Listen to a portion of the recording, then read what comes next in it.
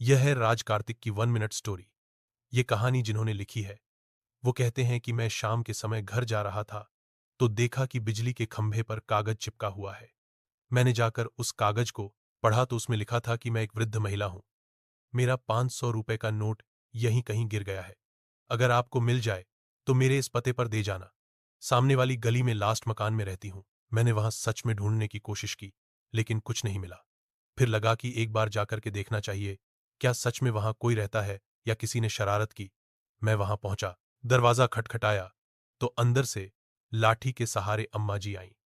बूढ़ी अम्मा जाकर के मुझसे कहने लगी कि बताओ क्या चाहिए।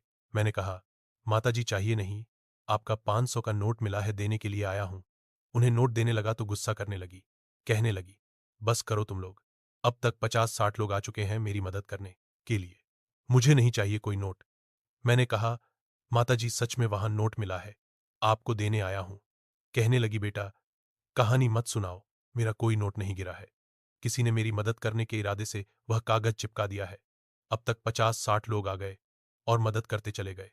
अब मुझे और मदद नहीं चाहिए। मैंने बहुत मिन्नतें की, जैसे तैसे उन्हें वो 500 का नोट दिया और उनसे कहा अपना ख्याल रखना। जाने लगा तो उन्होंने कहा एक काम करना। मुझे लगा शायद कुछ मांगेंगे। माताजी ने कहा, बेटा वो कागज फाड़ के चले जाना, मुझे अब और मदद नहीं चाहिए।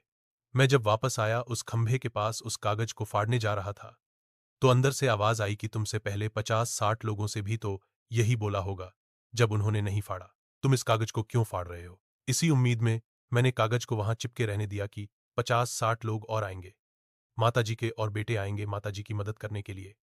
बहुत छोटी सी कहानी है जो सिखाती है कि लाइफ में पुण्य कमाते चलिए, अच्छाइयां करते चलिए, दुआएं वापस अवश्य आती हैं।